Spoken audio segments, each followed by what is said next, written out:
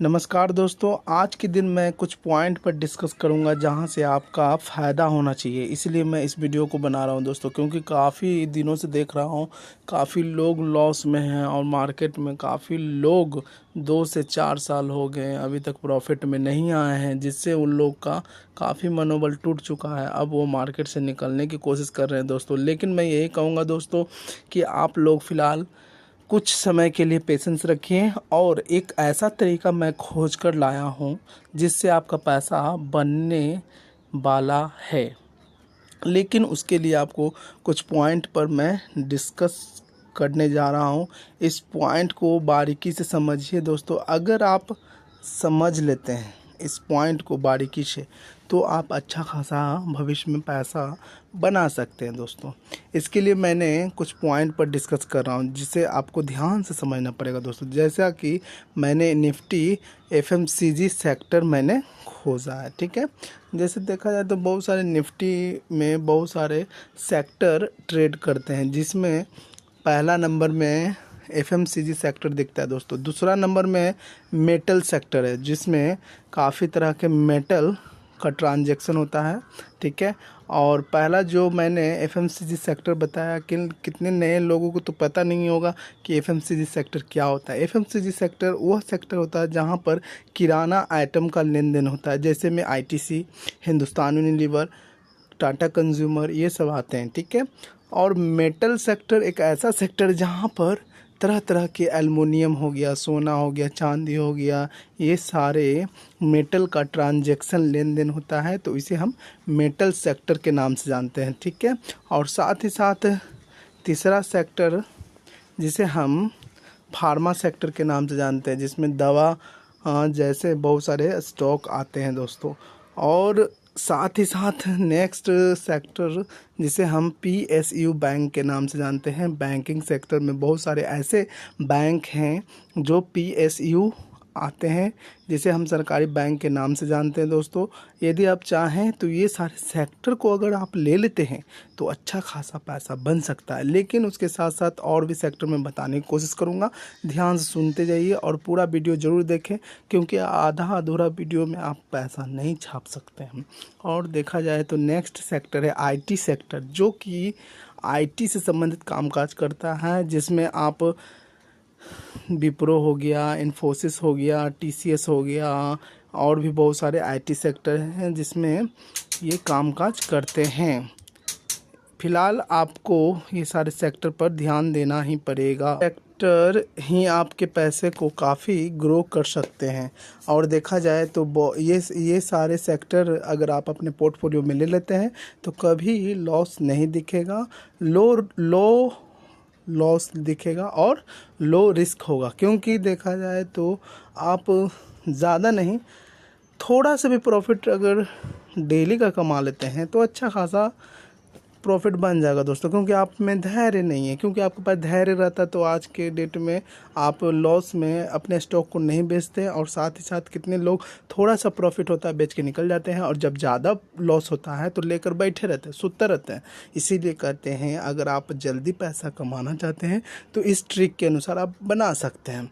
जैसा कि मैंने स्क्रीन पर कुछ पॉइंट पर डिस्कस करूंगा दोस्तों, जिसमें निफ्टी 50 आते हैं, बैंक निफ्टी आते हैं, फिन निफ्टी आते हैं, सेंसेक्स होते हैं, ये सारे सेक्टर है। लेकिन इसी सेक्टर के तहत कुछ ऐसे हम ईटीएफ के बारे में बता रहे हैं जहां से आप अच्छा खासा पैसा कमा सकते हैं दोस्तों। इसमें एक चीज़ पॉइंट रखिएगा, दिमाग पर जोर ज़्यादा नहीं देना, थोड़ा सा सोचना है। क्योंकि ईटीएफ आप यदि ले लेते हैं अपने पोर्टफोलियो में रख लेते हैं, ज़्यादा नहीं, 20 ऐसे ईटीएफ के नाम मैं बताने जा रहा हूं जहां से आपका पैसा छपेगा ही छपेगा।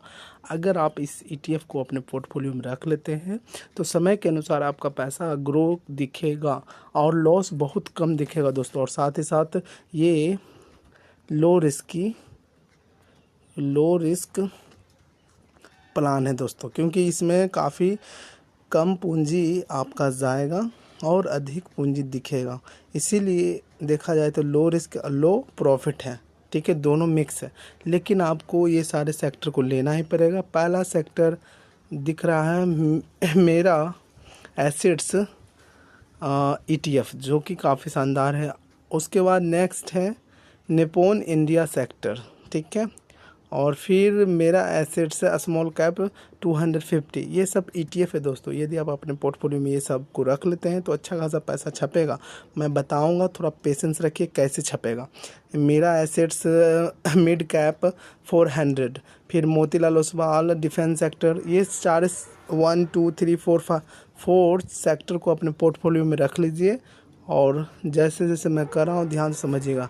यहाँ से अगर देखा जाए, पहला नंबर पर आता है निप्पॉन इंडिया, एक सेकंड, निप्पॉन इंडिया हैंगसेंग बीज करके नाम है, ठीक है। नेक्स्ट सेक्टर है निप्पॉन इंडिया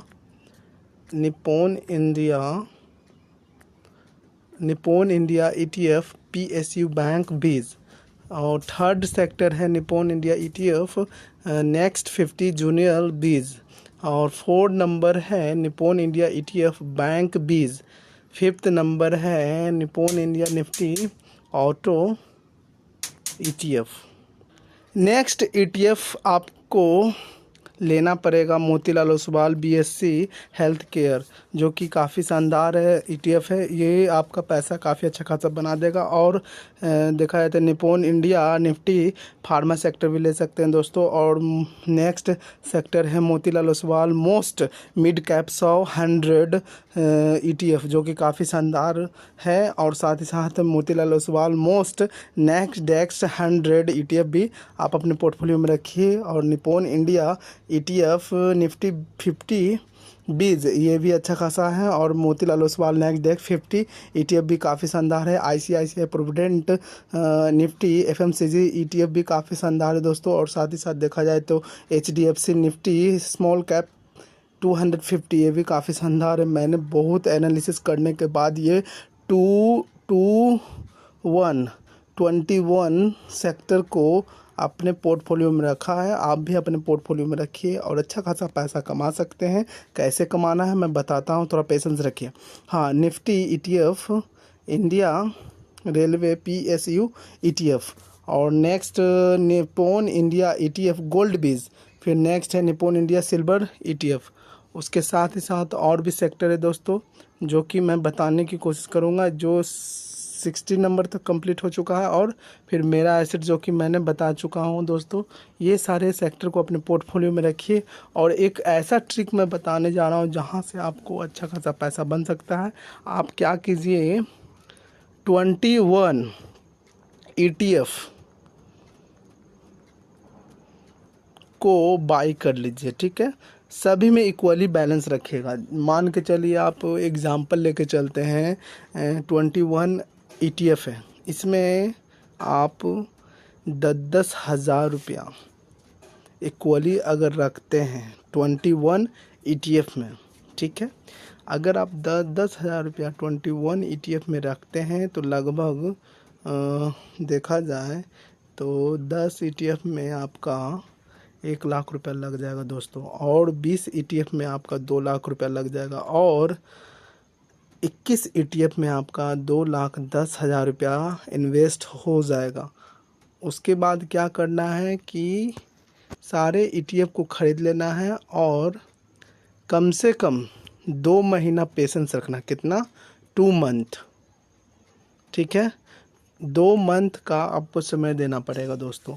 अगर आप 2 मंथ तक ये सारे ETF को लेकर पेशेंस रखते हैं 2 महीना तक, तो दूसरा महीना के बाद आपको कुछ रिजल्ट दिखेगा, जिसमें आपको दिखेगा किसी में 21 को जो ETF आप लिए थे उसे आपने 2 महीना वेट रखा, होल्ड रखा। उसके बाद तीसरा महीना जैसे ही स्टार्ट हो तो आप सारे ETF में फोकस कीजिएगा दोस्तों। किसी में आपको दिखेगा 6% प्रॉफिट। क्या दिखेगा? 6% प्रॉफिट। किसी में दिखेगा आपको 4% प्रॉफिट। किसी में लॉस भी दिखेगा 6% लॉस। तो इससे आपको क्या दिखेगा कि 21 गो ETF आप लेते हैं, उसमें से मात्र आपको 10 ETF या 4 भी या 5, हार्डली आपको 6 से 7 ETF प्रॉफिट देगा। अगर वो 7 प्रॉफिट दे रहा है तो आप शांति से प्रॉफिट बुक कर लीजिएगा दोस्तों। क्या करना है? प्रॉफिट को फटाफट बुक कर लेना है।